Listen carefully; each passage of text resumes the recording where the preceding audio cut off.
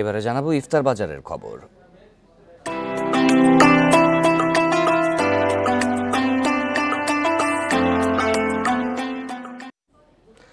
প্রতি বছর রমজানের প্রথম দিন থেকেই জমে ওঠে রাজধানীর চকবাজারের ঐতিহ্যবাহী ইফতার বাজার। অস্থায়ী দোকান বসিয়ে নানা রকম ইফতার বিক্রি করেন ব্যবসায়ীরা। ইফতার বাজারের খবর আরও জানাতে চকবাজার থেকে এবার যোগ দেবেন সহকর্মী আল আমিন হোসেন। আল আমিন, প্রথম রোজা হিসেবে ইফতার বাজার কেমন জমে উঠেছে? কি কি পণ্যের পসরা সাজিয়ে বসিয়েছেন বিক্রেতারা? ক্রেতারা দাম নিয়ে কি বলছেন? কাবাব, জালি কাবাব, কোয়েল রোড, বাহারি পদের যে রয়েছে সেগুলো আসলে কিছুটা দাম বেড়েছে।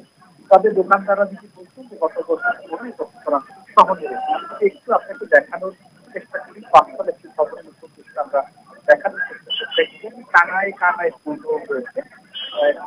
এই দুই পাশটি বন্ধ, অর্থাৎ টপ সার্কুলার যে রোড, সেই রোডের আগা অর্থাৎ এক প্রান্তে হচ্ছে এই প্রান্ত চট্টগ্রামের মূল চট্টগ্রামের শাহী মসজিদের সামনে রাস্তাটি সম্পূর্ণভাবে বন্ধ করে দিয়ে অস্থায়ীভাবে আপনি নিশ্চয়ই দেখতে পাচ্ছেন এখানে একদম সবকিছু পাওয়া যাচ্ছে। ফল থেকে শুরু করে খেজুর, মরিচ, চিড়া, কাঁচামরিচ, লেবু থেকে শুরু করে সব পাওয়া যাচ্ছে। এখানে কেজি কেউ বিক্রি করছেন, কেউ আবার ঘরে তৈরি করে সেটি নিয়ে প্রথম দিন উপলক্ষে এই জমজমাট যে কথা যদি বলছে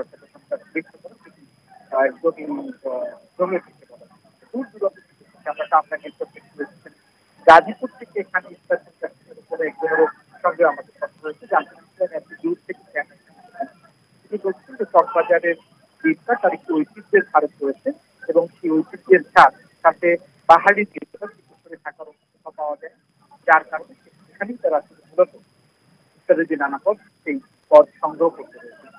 পবিত্র জোহরের নামাজের পরে মূলত দোকানিরা কিংবা যারা ইফতার বিক্রি করে তারা আসলে তাদের অস্থায়ী যে টেবিল বসিয়ে বিক্রি শুরু করেছেন। আপনি দেখতে পাচ্ছেন এখানে